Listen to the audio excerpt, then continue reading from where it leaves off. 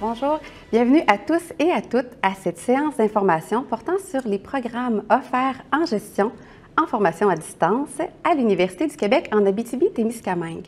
Mon nom est Jessica Gagnon et je suis agente de recrutement pour l'UQAT. Donc aujourd'hui, avant de débuter la séance d'information, j'ai quelques points d'information à vous mentionner. Premièrement, la séance d'information sera enregistrée à des fins de promotion. Et de plus, comme vous pouvez le constater, vos micros et vos caméras sont fermés. C'est normal.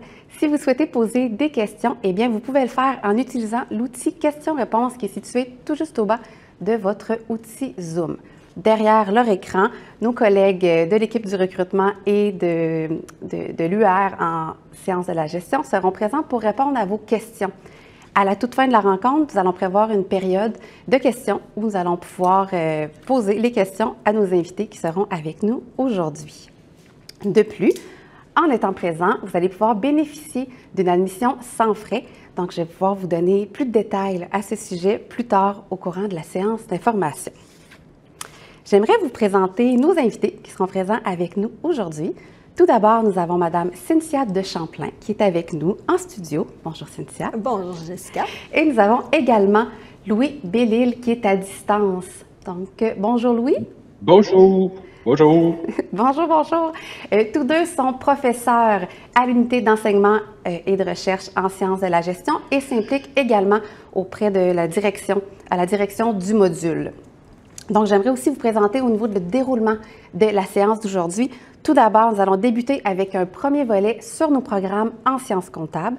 Par la suite, nous allons vous présenter nos programmes en administration et aussi, en fait, qui couvrent également les autres programmes que nous offrons en gestion.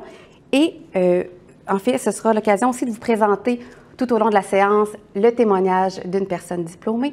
Nous allons vous présenter également les services qui sont offerts aux étudiants avec un statut à distance. Nous allons vous présenter les modes d'enseignement qu'on utilise ici à l'UQAT pour la formation à distance. Et également, nous allons vous présenter une capsule vidéo sur la reconnaissance des acquis et des compétences qu'on appelle la RAC. Donc, ici à l'UQAT, on offre près d'une trentaine de programmes en gestion qui sont offerts à distance. Alors que si vous finissez votre parcours, vos études au niveau collégial et vous souhaitez poursuivre vos études universitaires, si vous êtes sur le marché du travail et vous souhaitez vous perfectionner, ou bien si vous souhaitez réorienter votre carrière, eh bien ici à l'UQAT, on a une multitude de programmes qui s'offrent à vous. Vous avez le choix parmi un grand champ de spécialisation. Donc, sans plus tarder, je vais céder la parole à Cynthia pour la présentation des programmes en sciences comptables. Merci Jessica. Alors, je suis ici à titre de directrice par intérim au module. Fait que pour ceux qui ne savent pas nécessairement ce que c'est le module, en gros, ça gère, ça administre, puis ça s'assure de la qualité des programmes offerts, d'où le lien aujourd'hui avec ma présence auprès de vous. Vous allez voir qu'on utilise parfois quelques acronymes, comme dans tout domaine finalement. Fait que je vais vous les présenter brièvement. Ça se peut que parfois on s'échappe et qu'on dise FAD, F-A-D pour formation à distance. Ça se peut qu'on vous parle aussi de RAC, R-A-C pour reconnaissance des acquis et des compétences. Et ça se peut aussi qu'on vous parle d'UR. Tantôt, on a parlé d'UR. Donc, UR, c'est l'unité d'enseignement de recherche, communément appelée département. Donc, on est ici pour le département des sciences de la gestion. Et à l'UQAT, bien, ça couvre le volet administration et le volet sciences comptables. On a les deux ici. Donc, moi, je vais vous parler un peu plus de l'univers des sciences comptables et mon collègue Louis va vous parler un peu plus de l'univers administration un petit peu plus tard. Donc, d'abord, vous, à l'UQAT, il y a quand même une expertise qui a été développée depuis au moins 35 ans. On est même à l'aube de nos 40 ans en formation à distance. Donc, c'est une pionnière dans le domaine et elle est toujours à l'avant-garde. Donc, c'est intéressant de savoir que l'UQAT est toujours à l'avant-garde, justement, de la formation à distance. Ce que ça fait, la formation à distance, bien, vous le savez peut-être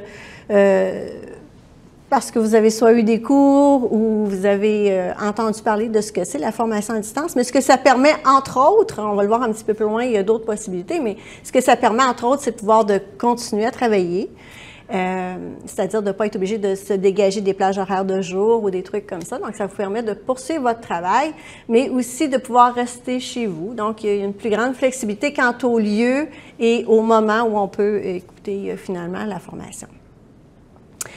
À l'UQAT, un élément distinctif, c'est tout l'accès aux professeurs. C'est vraiment une particularité qu'il y a chez nous. Et aussi, en sens que ils sont très accessibles, ils sont très disponibles et il y a un encadrement qui est personnalisé de grande qualité aussi. Je pense que ça, c'est vraiment des éléments distinctifs qui ressortent fréquemment. On entend fréquemment ces commentaires-là de la part des étudiants notamment. Et bien sûr, nos programmes ouvrent sur plusieurs domaines. On va le voir un petit peu plus loin également. Si on poursuit au niveau de la formation à distance, donc l'offre de cours, ce que j'avais comme le goût de vous mentionner, entre autres, on dit que c'est diversifié. Diversifié dans le sens que ça ouvre sur plusieurs champs, plusieurs domaines. Également, il y a un bon nombre de cours qui est offert. Donc, l'étendue de ces cours-là, on a au moins plus de 60 cours qui sont disponibles juste dans le département des sciences de la gestion. Également, il y a des programmes qui sont plus courts, des programmes qui sont plus longs, on y arrive bientôt. Donc, il y a quand même une belle diversité en vue de répondre à plusieurs besoins, finalement, le plus de besoins possible. Et il y en a aussi en présentiel, donc sur le campus, sur les campus, et aussi en formation à distance.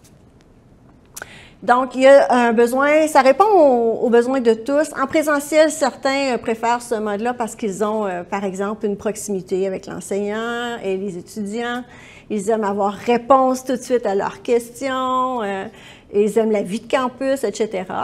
Et on a de l'autre côté des gens qui préfèrent la formation à distance pour ses avantages, elles aussi. Donc, entre autres, la flexibilité quant au moment, pouvoir suivre ses cours, la flexibilité quant au lieu. Vous pouvez le faire chez vous, vous pouvez venir le faire sur le campus, vous pouvez le faire après le travail au bureau. Bref, il y a quand même une bonne flexibilité de ce côté-là. La conciliation travail-famille aussi, plusieurs optent pour la formation à distance pour cette raison-là. Et aussi, on offre des cours d'été en formation à distance, qui est moins évident pour le présentiel. Donc, il y en a pour tous les goûts, finalement, à l'UQAT, une belle gamme de produits, de cours qui sont offerts. Comme on le mentionnait tantôt, il y a au moins 60 cours qui sont offerts, ne serait-ce qu'en formation à distance. Ensuite,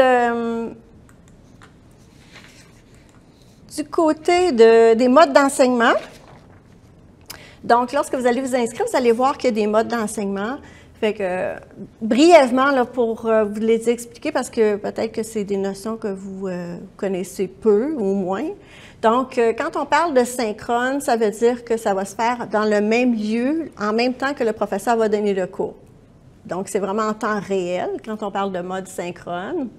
Quand on parle de mode asynchrone, c'est-à-dire que l'activité d'enseignement va se faire dans un autre temps, dans un temps différé. Vous allez faire votre activité d'enseignement à vous. Exemple, ça peut être des capsules préenregistrées et vous allez les écouter dans un autre temps. Fait que ça, c'est asynchrone. Et quand on parle de hybride, c'est un petit mix des deux, finalement. Par alternance, donc c'est le professeur qui va avoir déterminé quelle est la meilleure formule pédagogique pour l'offrir. Donc, c'est lui qui va déterminer ça. Et de plus en plus, on commence à avoir pointé la comodalité, c'est-à-dire qu'on va avoir simultanément les deux, c'est-à-dire qu'il va y avoir des gens qui vont être en classe et pendant ce temps-là, les gens à distance vont pouvoir assister aux cours aussi. Donc, on a une variété et de plus en plus, on en a de variété quant au mode. Et vous, quand vous allez vous inscrire, vous allez le voir, le mode. Donc, parfois, vous allez avoir la chance. Est-ce que je choisis un mode présentiel ou je choisis plutôt un mode en formation à distance? Vous aurez cette option-là lorsque vous allez vous inscrire. Ensuite, élément distinctif, comme je le mentionnais tantôt, ce qui est particulier à l'UQAT, c'est vraiment d'avoir l'accès au professeur, sa disponibilité, des réponses et un soutien, un encadrement très personnalisé. Donc, ça, c'est vraiment ce qui nous démarque et on en est fiers. Également, à l'UQAT, nos 3 valeurs sont humaines, créatives et audacieuses. Et je dirais que ça se transparaît partout, incluant à la formation à distance. Vous allez voir qu'il y a des belles créations, des belles nouveautés de ce côté-là. Donc, c'est vraiment chouette de voir que nos valeurs, elles vivent vraiment au quotidien et ça se reflète entre autres dans la formation à distance. J'avais goût aussi de vous parler des examens. Donc, peut-être serez-vous intéressé de savoir qu'il y en a, la majorité sont en ligne, mais quelques-uns doivent être faits en présentiel, sous surveillance. Ceux en présentiel, il y en a un plus grand nombre dans les baccalauréats, dans les domaines sciences comptables, je dirais. Et ça aussi, quand vous allez, il y a plein d'informations sur le site à cet égard-là, savoir est-ce que l'examen est en présentiel ou en ligne, etc.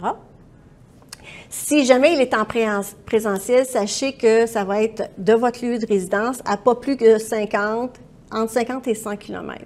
Donc, c'est quand même très accessible. On m'a dit qu'on tentait de rapprocher beaucoup dans le 50-75 km. Donc, c'est pas si loin que ça de chez vous, de votre résidence, quand vous avez à aller faire les examens.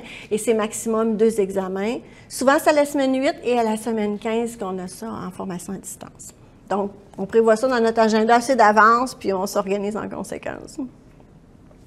Ordinateur requis, je vous dirais que c'est sûr que c'est de plus en plus intéressant d'avoir un ordinateur, mais particulièrement en sciences comptables, dans le certificat et dans le baccalauréat, on a besoin d'examens pour faire... on a besoin de nos ordinateurs pour faire des examens en présentiel. Donc, ça, on préfère le mentionner d'entrée de jeu pour que vous puissiez déjà faire vos achats si vous n'en avez pas de votre côté. Ensuite, ce que j'avais le goût un petit peu de vous exposer, c'est un petit peu, quand je vous disais tantôt qu'il y a une belle diversité, on a des programmes plus courts, on a des programmes plus longs. Donc, vous avez le petit... rectangle au bout arrondi, si on veut, en gris pâle, le microprogramme, à votre extrême droite de la figure. Ensuite, vous avez dans un gris plus foncé le certificat et vous avez ensuite le baccalauréat dans l'encadré orange au coin arrondi. Vous aurez toujours ces 3 couleurs-là tout au long de la présentation. Donc, c'est pour vous montrer, dans le fond, l'aspect gigogne qu'on voulait représenter dans ce cas-ci. C'est-à-dire que vous pouvez commencer par un microprogramme qui comporte entre 9 et 12 crédits. Donc, habituellement, 3 ou 4 cours. Vous pouvez commencer par ça. Et ces cours-là, ensuite, si vous voulez poursuivre, parce que l'avantage du microprogramme, c'est de tester ça, de voir, de confirmer notre choix, est-ce qu'on aime ça, etc. Est-ce que c'est le bon programme pour nous ou autre? Donc, vous pouvez commencer avec ça. Vous pouvez ensuite transférer dans le certificat, tout comme vous pouvez tout de suite vous inscrire au certificat. Là. Il n'y a pas de problème, là, vous pouvez faire les deux. Mais sachez que si vous faites le microprogramme et qu'ensuite vous voulez transférer au niveau du certificat, tous vos cours vont être reconnus dans le certificat.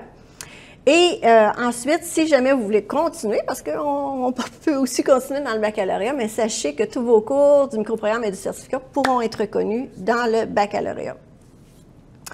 Donc, c'est ça, le microprogramme, c'est entre 9 et 12 crédits, donc 3 ou 4 cours de 3 crédits.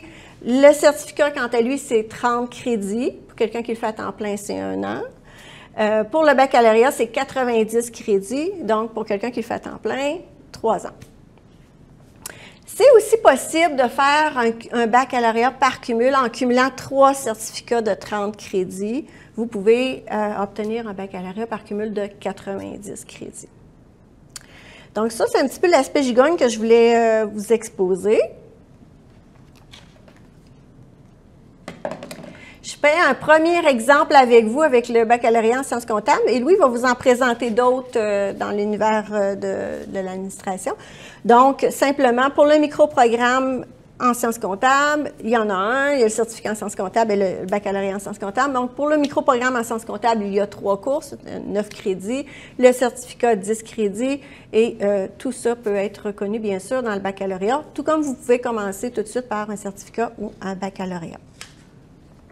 Ça s'adresse à qui, ces fameux programmes-là en sciences comptables?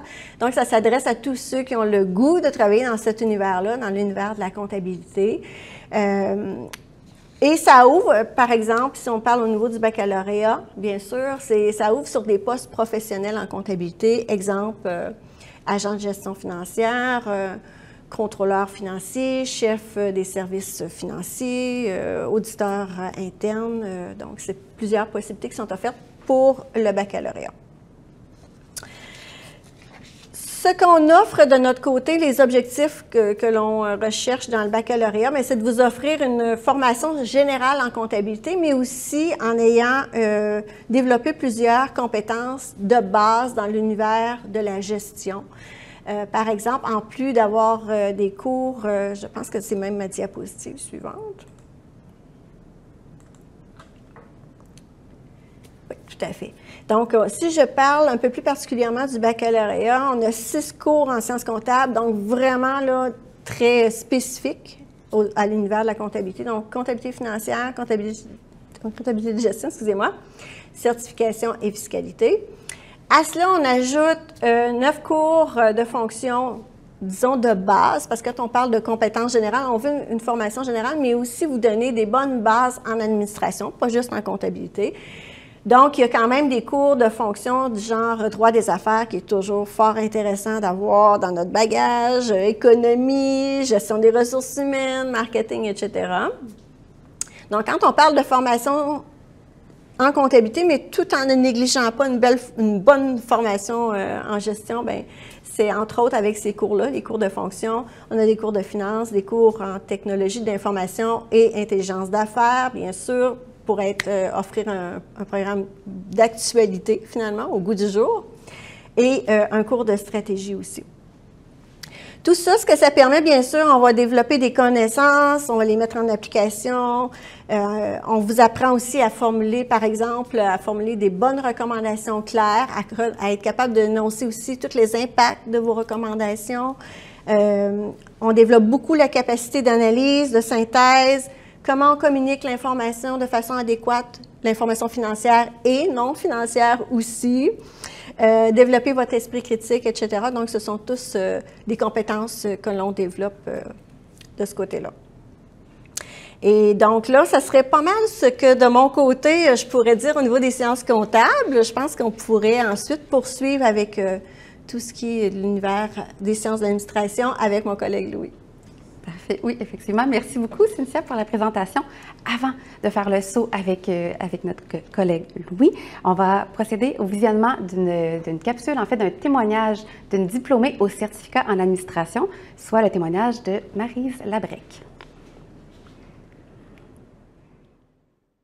Bonjour, je m'appelle Marie. J'ai obtenu le certificat en administration en formule à distance.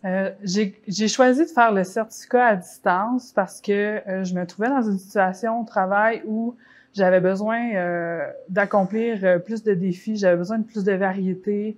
Puis, je cherchais un peu une formule plus adaptée à ma situation. Donc, tu sais, j'avais 30 ans, j'avais un travail, une hypothèque.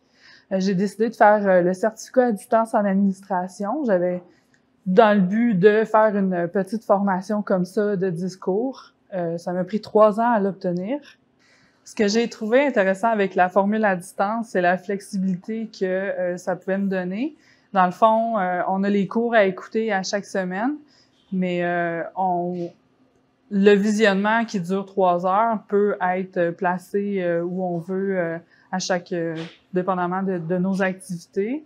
Ce que j'ai trouvé intéressant avec la formation à distance, c'est que les cours s'adaptaient vraiment à mon horaire et puis on avait vraiment une belle flexibilité par rapport à ça, mais il fallait quand même respecter là, les dates de remise pour les travaux pratiques, les oraux, les examens.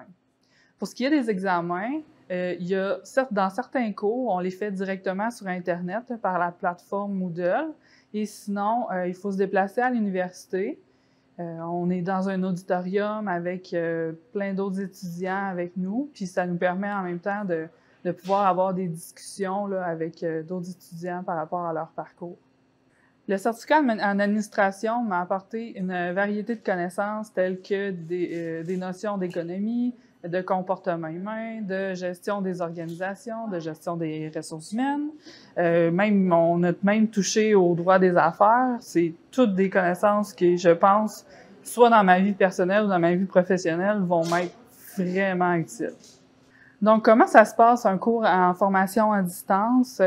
On a toujours un tuteur qui nous est attitré. Ça peut être quelqu'un qui est différent du professeur qui a fait l'enregistrement du cours, mais c'est quand même quelqu'un de très qualifié qui est là pour répondre à nos questions. Donc, en cours de route, après chacun des visionnements, si on a des questions, on a juste envoyé un courriel.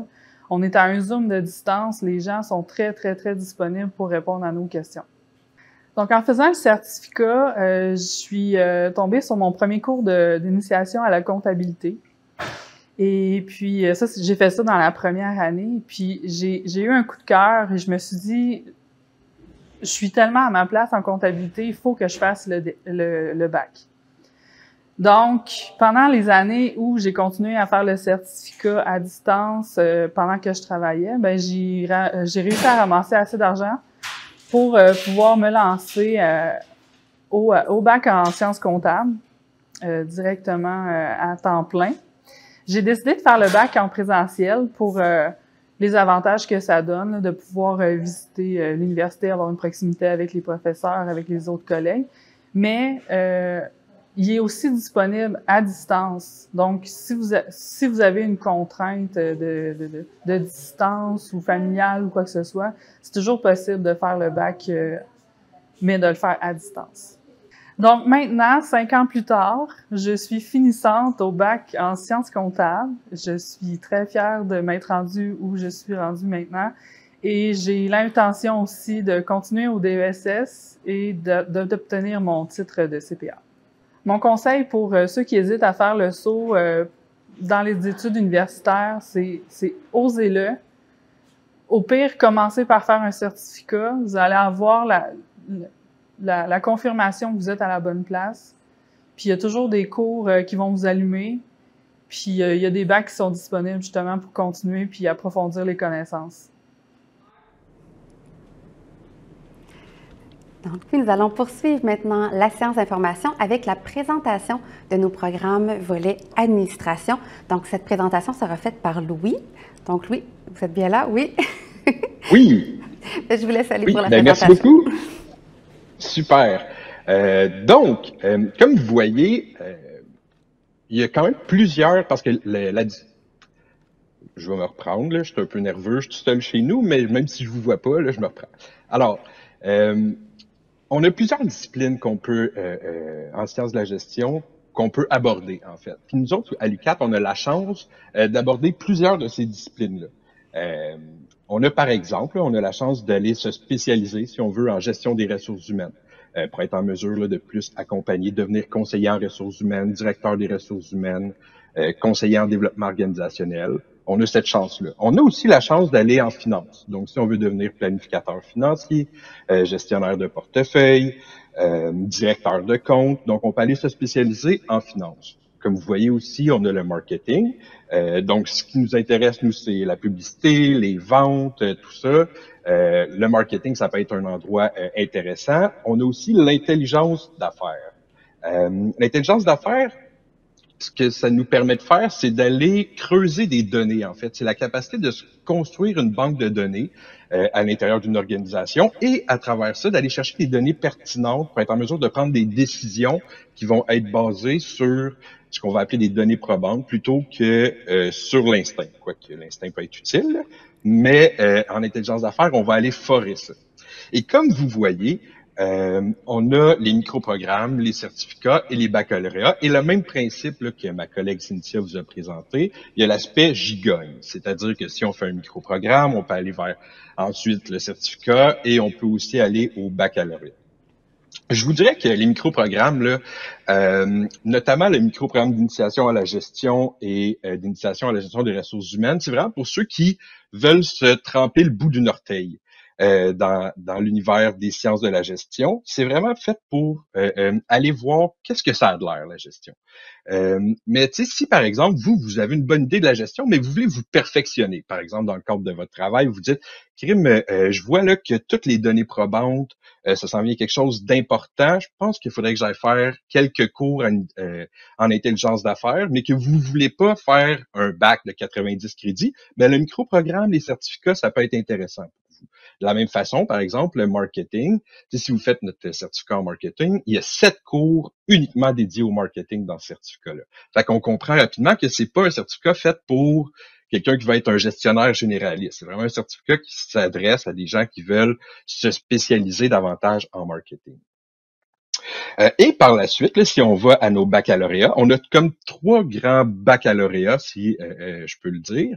Comme ça, on a le baccalauréat en administration des affaires par cumul de certificats. Donc, Cynthia en a parlé un petit peu. C'est quand on fait un premier certificat, ensuite on en fait un deuxième. Puis là, finalement, si on va en chercher un troisième, ben on peut avoir notre grade de baccalauréat. Ensuite, on a notre baccalauréat en administration. Et là, ici, c'est un baccalauréat où, quand on s'admet, on va être en administration et on va poursuivre là, tout au long. Et dans ce baccalauréat-là, on a différents cheminements. On peut aller chercher un cheminement, par exemple, en planification financière, un cheminement en ressources humaines, ou on peut aller chercher des concentrations. Je vous dirais que les concentrations, c'est comme des mini-cheminements. Et chacun de nos des concentrations qu'on peut aller chercher là, sont dans les disciplines qu'on voit, par exemple, à l'intérieur du certificat ou du micro-programme. Et finalement, le troisième baccalauréat, et là, lui, je vous dirais que c'est pas mal notre baccalauréat le plus populaire à distance actuellement, c'est la majeure en gestion des ressources humaines avec une mineure soit en santé et sécurité au travail et ou une mineure en gestion des entreprises. Si vous me permettez, je vais passer à la prochaine diapositive et je vais vous parler un petit peu plus de ce baccalauréat-là en administration avec majeure en gestion des ressources humaines. Ça s'adresse particulièrement, en fait, à des gens qui le savent, qui veulent devenir conseillers en ressources humaines.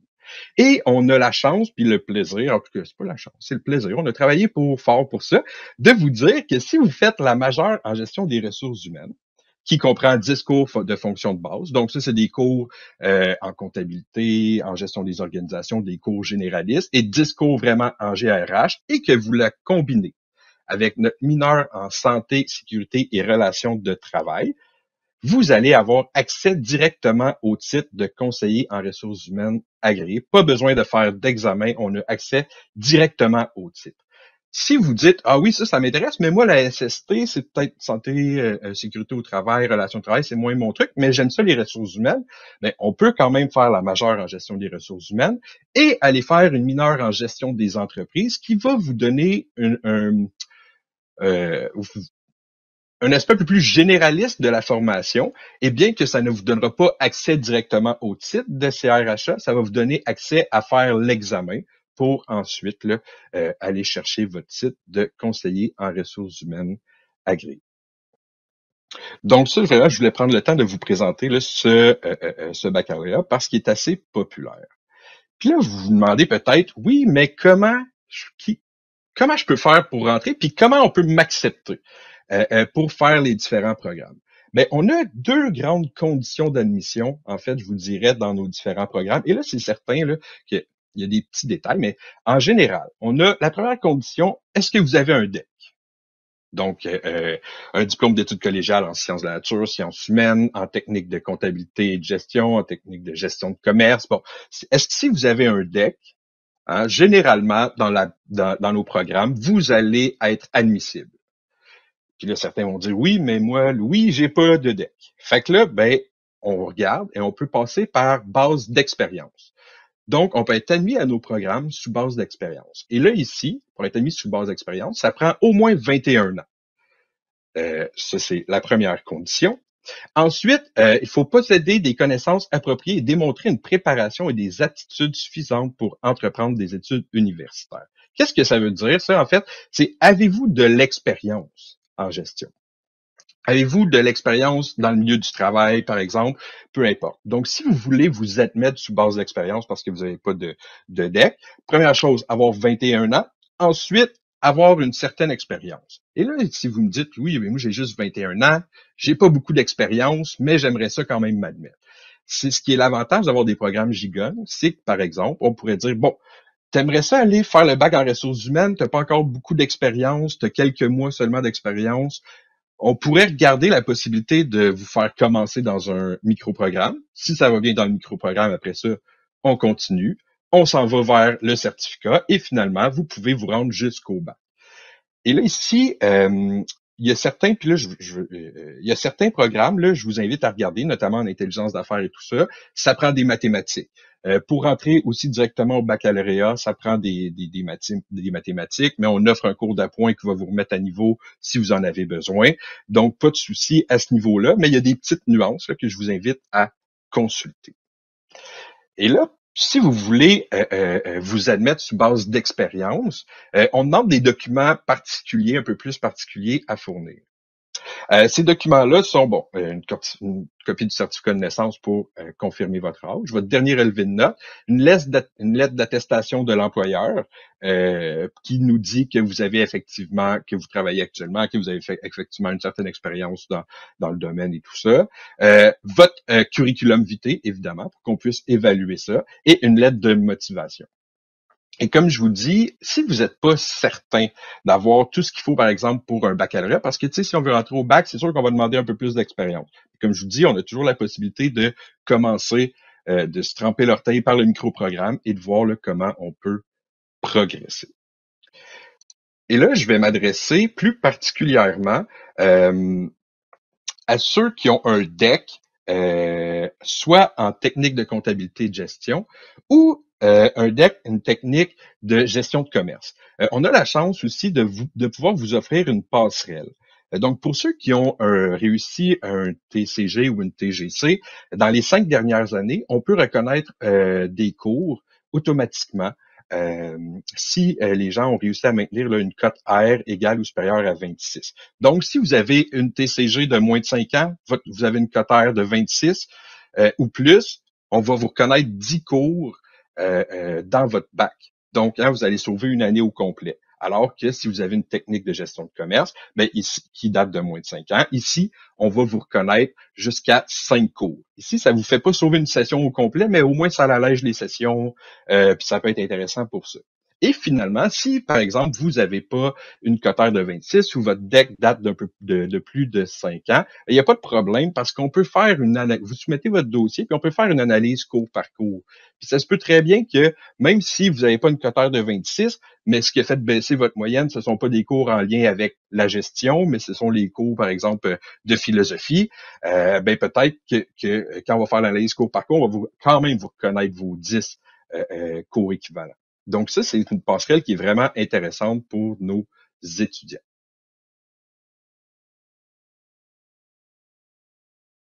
On parlait des techniques, en fait, de la possibilité de faire le DEC-BAC ou d'avoir une passerelle pour vous rendre à l'université, en fait, pour être accepté, pour alléger disons, vos sessions.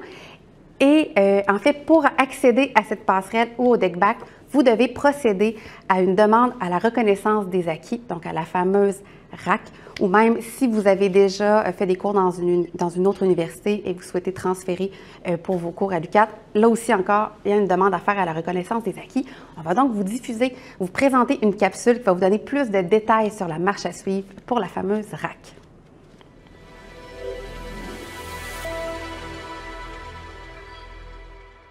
Bonjour, je m'appelle Fanny Poirier-Plourde, je suis conseillère à la reconnaissance des acquis et compétences.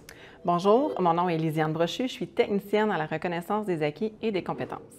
Saviez-vous qu'en vous admettant à un programme d'études à l'UQAT, les connaissances et compétences que vous avez acquises antérieurement à votre admission, qu'elles soient scolaires ou sur une base d'expérience, peuvent vous permettre d'être exempté de suivre un cours prévu à votre cheminement?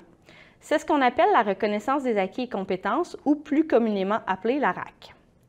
De façon plus officielle, la définition de la reconnaissance des acquis et compétences dans le règlement des études mentionne ceci.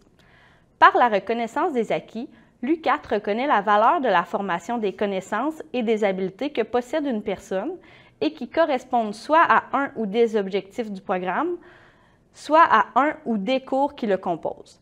Cette formation, ces connaissances et ces habiletés peuvent avoir été acquises dans un établissement reconnu de niveau universitaire, collégial ou autre, ou à l'extérieur du milieu scolaire. Il est possible de demander une reconnaissance des acquis et des compétences sur la base de 4 types d'acquis différents. Sur la base de cours collégiaux, sur la base de cours universitaires externes, c'est-à-dire des cours suivis dans une autre université, sur la base de cours universitaires internes, c'est-à-dire des cours suivis à l'UQAT, ou encore sur la base d'expériences professionnelles. Mis à part quelques rares exceptions, pour présenter une demande de reconnaissance des acquis, vous devriez être admis à un programme et inscrit à au moins un cours de celui-ci. Pour la reconnaissance d'acquis sur base de cours collégiaux, il faut tout d'abord savoir que seuls les cours faisant partie d'un programme technique terminé peuvent être présentés. Les cours des programmes préuniversitaires ne sont pas admissibles, sauf si un protocole d'entente le prévoit. D'autre part, comme ce type de reconnaissance d'acquis n'est possible que dans certaines unités d'enseignement et de recherche et que plusieurs particularités s'appliquent, nous vous suggérons de contacter le service de la reconnaissance des acquis par courriel à info.rac@commercialucat.ca pour avoir de l'information précise concernant votre situation. Notez qu'ici, nous ne parlons pas des deck-back qui concernent l'admission à des programmes déjà allégés en fonction de la formation collégiale. Si vous avez suivi avant votre admission à un programme de l'UQAT un cours dans une autre université qui est, selon vous, comparable à un cours de votre cheminement, vous pouvez demander une reconnaissance d'acquis scolaire en remplissant le formulaire que vous trouverez sur notre page Internet. Il en revient à vous d'identifier ces cours que vous jugez équivalents. Afin d'appuyer votre demande, vous devrez fournir le plan de cours officiel correspondant à la session à laquelle vous l'avez suivi et vous devrez demander au bureau du registraire de l'autre institution de faire parvenir à l'UQAT votre relevé de notes par BCI, le Bureau de coopération interuniversitaire, ou par la poste. Nous n'acceptons aucun autre mode de transmission pour le relevé de notes. Si vous avez suivi par le passé un cours à l'UQAT et que ce cours fait partie du cheminement du programme dans lequel vous êtes admis présentement, vous pouvez demander ce qu'on appelle un transfert de cours. Vous devrez utiliser le formulaire de demande de reconnaissance des acquis scolaires, puisqu'une section du formulaire est réservée à ce type de demande. Vous devrez identifier le cours à faire transférer ainsi que le programme dans lequel vous l'avez suivi. Lors d'un transfert de cours, le cours suivi ainsi que la note obtenue se transposent dans le nouveau programme. Vous n'avez donc plus l'obligation de suivre ce cours puisqu'il apparaît comme étant déjà suivi et réussi. Pour les demandes de transfert de cours, il n'y a aucune pièce justificative à fournir ni aucun frais. Notez que pour être transféré, le cours suivi doit être prévu au cheminement du nouveau programme. Il doit avoir été suivi il y a moins de 10 ans et le programme dans lequel il a été suivi doit être inactif au moment de présenter votre demande. Si vous cumulez de l'expérience de travail qui vous permet d'affirmer que vous maîtrisez les objectifs d'un cours prévu à votre cheminement, vous pouvez présenter une demande de reconnaissance des acquis sur base d'expérience professionnelle en utilisant le formulaire à cet effet que vous trouverez sur notre page. Il en revient à vous d'identifier le cours de votre cheminement que vous souhaitez faire exempter en raison de votre expérience. Afin d'appuyer votre demande, vous devrez fournir les pièces justificatives suivantes. Un curriculum vitae, une attestation d'expérience en nombre d'heures délivrée par l'employeur, une lettre qualitative de l'employeur, une lettre de présentation et remplir le tableau comparatif des objectifs versus expérience que vous trouverez sur notre page Internet. Dans ce tableau, vous devrez démontrer que vous avez atteint chacun des objectifs du cours par le biais de votre expérience professionnelle. Évidemment, certaines restrictions s'appliquent à la reconnaissance des acquis, qu'elles soient scolaires ou expérientielles, et ce, en fonction des programmes d'études. De plus, certains programmes ou certaines unités d'enseignement et de recherche peuvent avoir des exigences plus élevées que d'autres, comme par exemple exclure certains cours de la reconnaissance des acquis, définir des conditions particulières, par exemple une note minimale pour reconnaître un cours, restreindre le nombre de crédits pouvant être l'objet d'une reconnaissance des acquis ou encore exiger qu'un cours ait été suivi à l'intérieur d'un laps de temps défini. Nous vous invitons à consulter la section « Tableau explicatif des reconnaissances accordées par domaine d'études » sur notre page Internet pour y retrouver de l'information spécifique sur la reconnaissance d'acquis concernant votre programme. De plus, notez que les cours suivis dans un autre établissement universitaire après l'admission à un programme à l'UQAT ne peuvent pas être reconnus à moins d'obtenir préalablement une autorisation d'études hors établissement.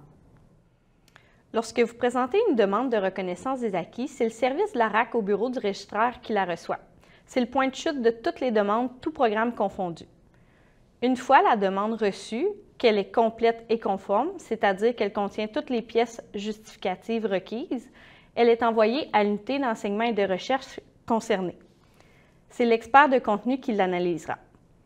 Une fois l'analyse terminée, le service de la RAC récupère la demande, s'assure du respect de la réglementation, inscrit la décision au dossier de la personne étudiante et l'en avise.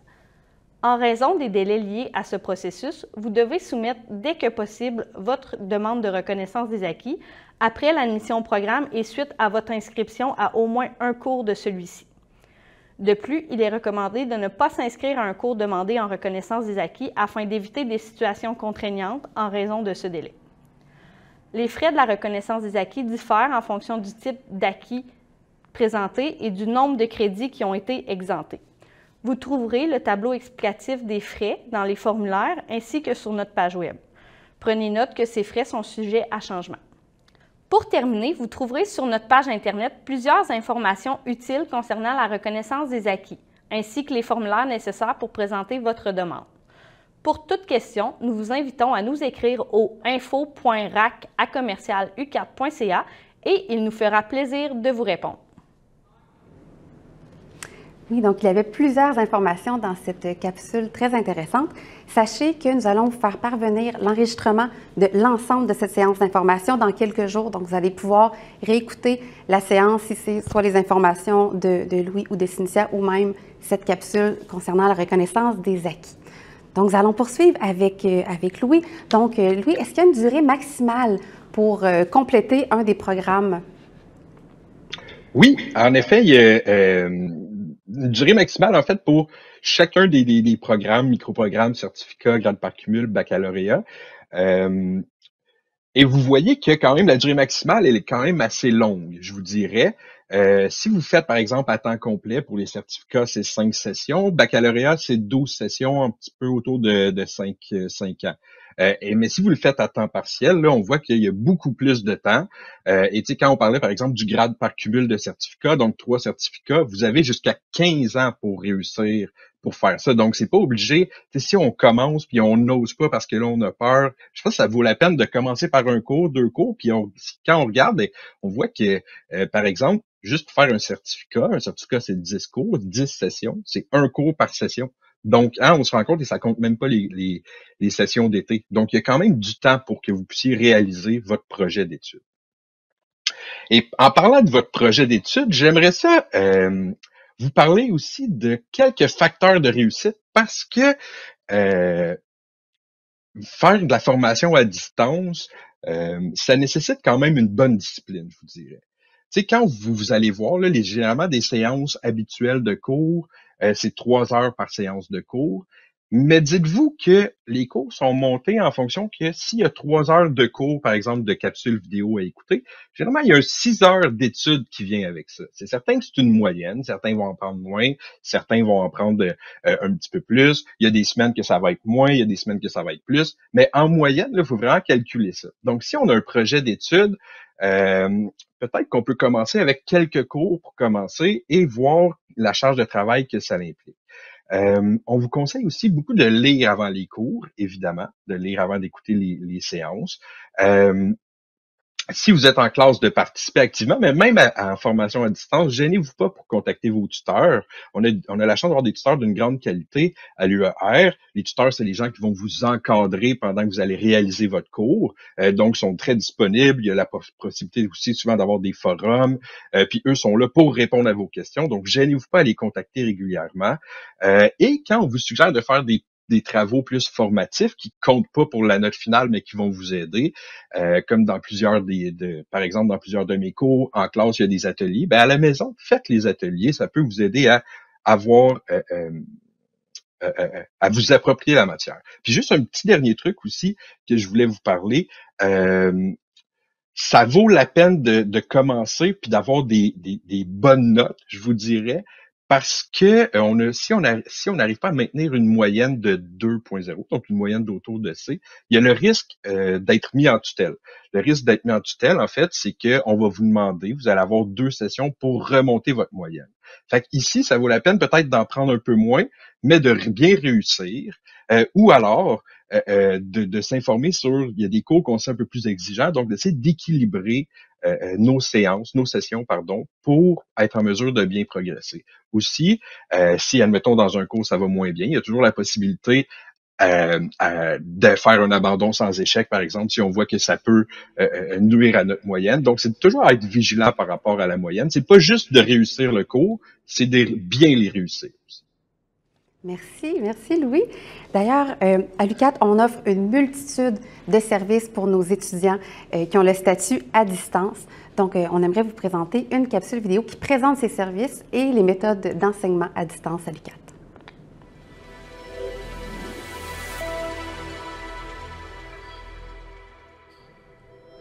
Bonjour, mon nom est Pierre Bédard et je suis conseiller pour les services aux étudiants. Bonjour, mon nom est Karen Richer, je suis responsable de la formation à distance au service de pédagogie universitaire et de formation à distance. On est vraiment heureux de vous accueillir aujourd'hui.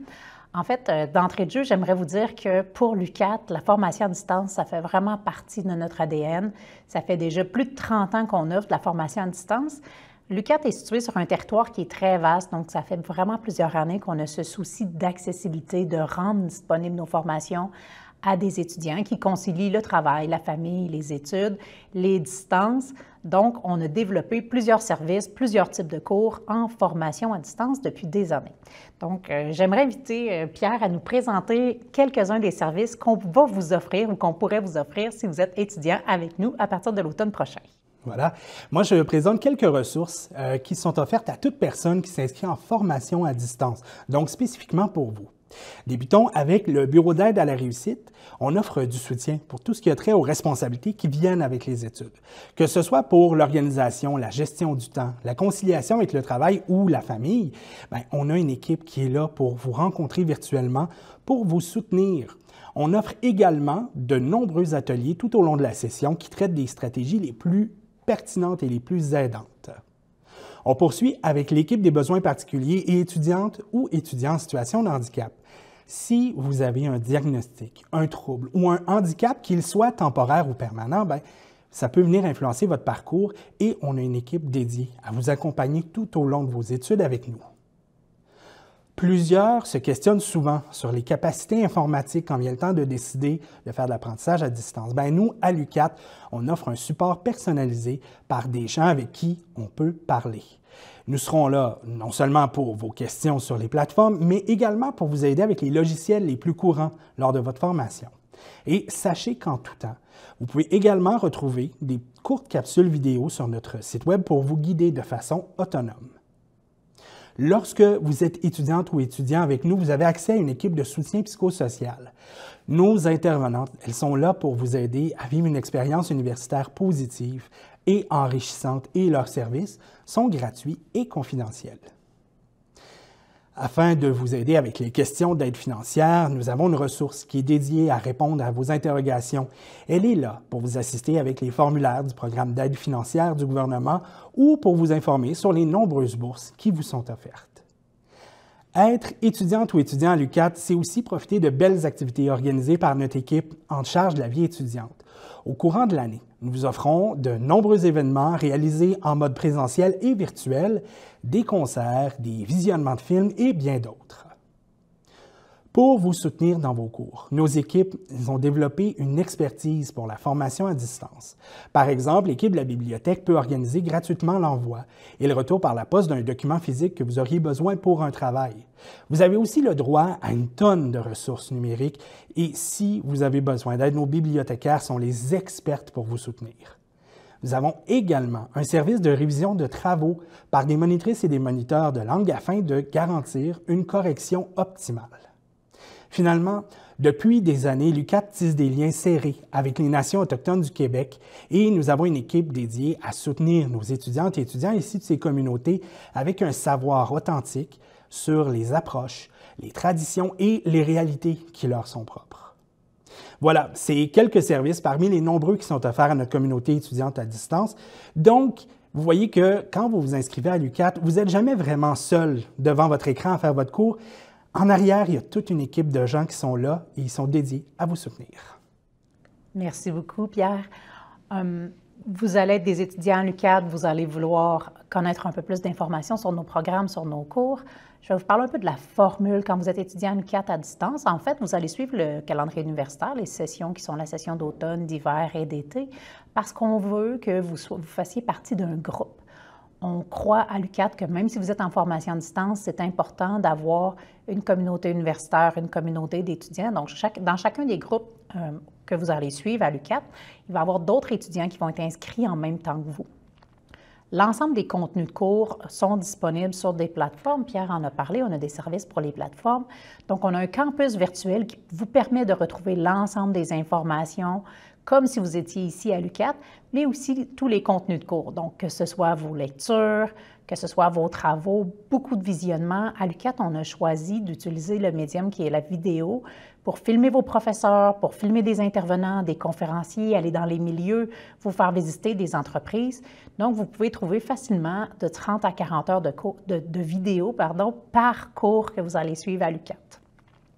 Tout ce contenu-là va se trouver au même endroit et va être facile à visionner, utiliser. Chacune des lectures, vous pouvez la lire plus qu'une fois. Chacune des vidéos, vous pouvez l'écouter plus qu'une fois.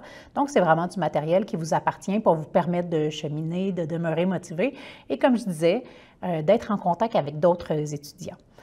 On va parler des examens, hein. C'est souvent un souci important pour les étudiants, comment vont se passer les examens. Donc, on a beaucoup d'examens qui sont en ligne, donc qui peuvent se faire directement sur les mêmes plateformes où vous allez avoir vos contenus de cours.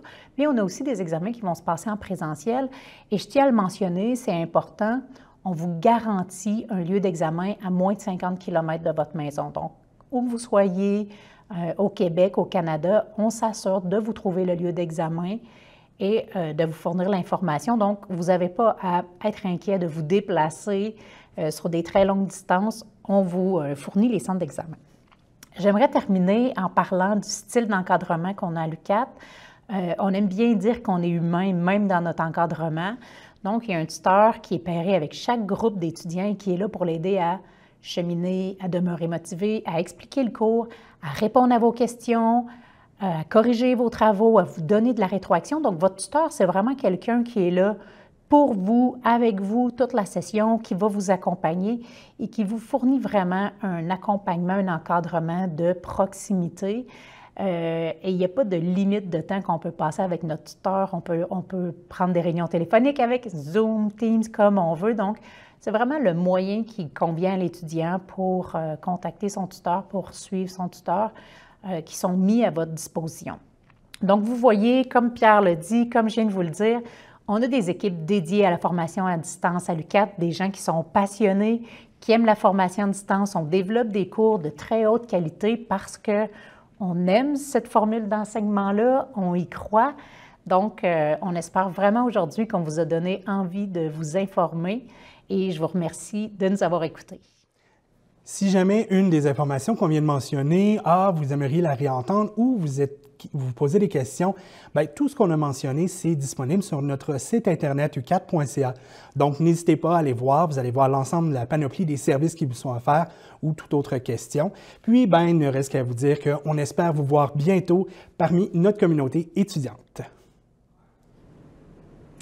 Avant de procéder à la période de questions, j'aimerais vous donner l'information sur l'admission sans frais, puisque certains d'entre vous sont peut-être sur leur heure de dîner et vont recommencer le travail là, dans quelques minutes. Donc, j'aimerais vous dire les informations. Vous allez recevoir un code promotionnel par courriel au courant de l'après-midi. Donc, vous allez pouvoir utiliser ce code promotionnel lorsque vous allez faire votre demande d'admission et cela va vous permettre d'avoir l'admission sans frais. Et donc, c'est une valeur de 75 $ au niveau de l'admission que vous allez pouvoir économiser. Et puis, vous allez avoir vous avez une date limite à respecter concernant le code promotionnel. Vous avez jusqu'au samedi 29 avril à 23h59 pour effectuer votre demande d'admission sans frais. Après, vous allez toujours pouvoir la faire. Toutefois, vous allez devoir débourser les frais. Lorsque vous allez remplir votre formulaire d'admission en ligne, vous allez avoir un onglet « Promotion ». C'est à cet endroit que vous allez devoir indiquer le code promotionnel et cliquer sur « Valider » pour être certain de retirer le 75 $ de votre demande. Si vous avez des questions lors de votre demande d'admission, s'il y a un pépin, s'il y a un trouble technique, vous pouvez nous écrire à recrutement@uqat.ca et puis on va pouvoir vous aider lorsque vous allez compléter votre demande. Lorsque ça va être envoyé et que votre demande sera intégrée dans notre système, vous allez recevoir un lien afin de vous connecter à votre dossier académique. C'est sur ce dossier académique que vous allez pouvoir téléverser vos pièces justificatives. Donc, on parlait plus tôt avec Louis des documents que vous devez fournir. Donc, ça va être vraiment à cet endroit que vous allez pouvoir les déposer. Ce qui veut dire que vous pouvez faire votre demande d'admission si ça vous intéresse, de faire bien sûr votre demande d'admission dans le 48 heures qui s'en vient et de déposer vos pièces justificatives par la suite. Donc, je vous ai dit ça très, très rapidement.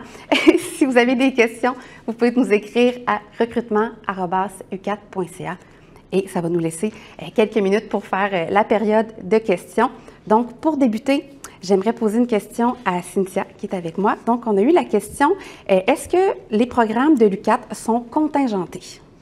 Bien, dans ceux qu'on vous a présentés aujourd'hui, non, ils ne sont pas contingentés. Parfait. Et est-ce que, je vais poursuivre avec vous, Cynthia, est-ce qu'on peut décider de prendre des cours en classe et prendre des cours à distance dans une même session? Oui, tout à fait. Certains étudiants le font. Oui, ça se fait. Et maintenant, je vais aller avec vous, Louis, pour une question qui traite plutôt de la lettre d'employeur qu'on a parlé plus tôt. Est-ce que, qu'est-ce qui doit être inclus dans cette lettre? Est-ce qu'il y a des éléments particuliers qui doivent être ajoutés? Bien, en fait, la lettre d'employeur sert surtout à nous démontrer, premièrement, que vous avez l'emploi actuellement et à nous démontrer aussi qu'est-ce que vous avez fait. Donc, c'est quoi les tâches que vous faites pour cet employeur-là? Donc, depuis combien de temps? Qu'est-ce que vous faites? Puis, si vous êtes en emploi. Comme ça, nous, ça nous aide là, évidemment à évaluer votre dossier. Parfait. Et puis, est-ce qu'on doit suivre, je vais poursuivre avec vous, Louis, est-ce qu'on doit suivre un horaire de visionnement au niveau de nos cours à distance? Ben en fait, ça dépend, là, mais pour les cours asynchrones, il y a des capsules qu'on vous suggère très, très, très fortement d'écouter à toutes les semaines. C'est certain que vous pourriez dire, ben moi j'écoute les 4 derniers cours juste avant l'examen, mais ça c'est vraiment un gage de difficulté à venir. C'est ça. Parfait. Et pour vous, Cynthia, si les personnes souhaitent avoir plus de détails sur un des cours qu'ils doivent suivre, est-ce qu'il y a un endroit qu'ils peuvent aller? Oui, oui, tout à fait. Donc, sur notre site Internet, dans le haut, il y a une option études. Ensuite, on sélectionne à distance et gestion. Et là, vous avez plein d'informations. Entre autres, vous voyez les plans de cours. Et dans les plans de cours, il y a une quantité d'informations vraiment importante et intéressante pour offrir un cours. Donc, vous pouvez même voir comment est-ce que vous allez être évalué. Vous allez voir les volumes obligatoires, les objectifs attendus, etc. Et le plan de cours aussi, élément important qu'on n'a peut-être pas abordé, puis ça me donne l'occasion de le mentionner, c'est que c'est là-dedans que vous allez voir s'il y a des séances synchrones. Donc, super important, quand il y a des séances synchrones, ça veut dire qu'on se donne un temps ensemble pour être vraiment dans le même espace-temps pour répondre à des questions. Parfois, c'est présenter le plan de cours. Parfois, c'est pour faire le point et vous donner des instructions pour la suite des choses. Donc, les séances synchrones, c'est super important d'aller voir s'il y en a puis de les mettre à votre agenda. Elles ne sont pas là pour rien. Il y a vraiment un objectif pédagogique derrière ça quand on en met. Là. Donc, c'est à votre avantage de les connaître et d'y assister. Et au même endroit où je vous parle aussi, c'est là qu'on peut voir les examens, comment est-ce que ça se passe. C'est-à-dire, est-ce que c'est en présentiel ou en ligne? Vous pouvez voir les centres d'examen aussi. Donc, il y a beaucoup d'informations qui peuvent être à cet endroit-là. Fait que je répète, je répète l'endroit. Donc, sur le site de l'UQAT, études, vous choisissez études dans le haut. Ensuite, vous sélectionnez à distance, formation à distance, et ensuite en gestion. Et là, vous allez avoir tous les cours qui sont offerts et plusieurs enseignements, dont le mode d'enseignement, etc. Donc, c'est un lieu intéressant à consulter pour avoir plus de détails sur les cours. Merci. Et d'ailleurs, avec plus de détails, je me tournerai de votre côté, Louis. Est-ce qu'on a plus de détails au niveau des conditions? On a parlé plutôt des conditions d'admission pour nos baccalauréats. Et puis, on avait un petit détail sur le cours de mathématiques. Est-ce que les gens doivent avoir, est-ce qu'on a l'information en quelque part concernant les cours préalables que les gens doivent avoir en mathématiques? Oui, en effet, c'est inscrit là, quand on va voir, là, quand vous regardez le baccalauréat, admettons, qu'est-ce qu'on s'attend. Il y a des cours que si vous avez fait vos techniques, généralement on reconnaît les cours de mathématiques qui ont été faits et tout ça. Si vous avez aussi fait d'autres cours de mathématiques ailleurs, on les reconnaît. Puis il y a un examen aussi que vous pouvez faire, c'est-à-dire qu'on vous fait passer un examen, on évalue votre niveau. Puis si on juge que vous avez besoin de faire un cours d'appoint, ben on va vous demander de faire le cours d'appoint dans votre première année d'études. Sinon, si on juge que tout va bien, ben vous n'avez pas besoin de faire le cours d'appoint, puis vous allez pouvoir faire le deuxième cours de mathématiques, si on veut. Parfait, merci. Et puis, une autre question pour vous, Louis. On a parlé que les gens peuvent s'inscrire à temps partiel, les gens peuvent s'inscrire à temps complet. Donc, c'est combien de cours? Les gens peuvent suivre plus d'un cours par session. Jusqu'à combien de cours on peut suivre par session? Oui. À temps complet, c'est 4 à 5 cours. À temps partiel, on peut aller jusqu'à 4 cours, je crois. Mais le maximum de cours, c'est vraiment 5 cours pour les sessions d'automne et d'hiver et 2 cours pour les sessions d'été, parce que les sessions d'été, c'est des sessions condensées. C'est des sessions qui servent, par exemple, à rattraper un cours qu'on n'aurait pas eu le temps de faire ou à prendre un petit peu d'avance pour s'alléger une autre session. C'est pas une session régulière. C'est vraiment une session d'appoint, si on veut. Donc, maximum 5 et 2. C'est ça. Parfait. Donc, je vous remercie. En fait, c'est ce qui conclut au niveau de la période de questions. S'il y a certaines questions que vous n'avez pas pu avoir, vous n'avez pas trouvé votre réponse, en fait, n'hésitez pas à nous écrire à recrutement@ucat.ca. Donc, nous, ça va nous faire plaisir de partager la question à la personne concernée. Donc, je sais qu'il y a eu plusieurs questions qui ont été posées au niveau de l'outil questions et réponses. Donc, n'hésitez pas, si vous n'avez pas eu, en fait, plusieurs questions. Donc, si vous n'avez pas eu votre réponse, écrivez-nous. On va s'assurer de faire le suivi avec vous.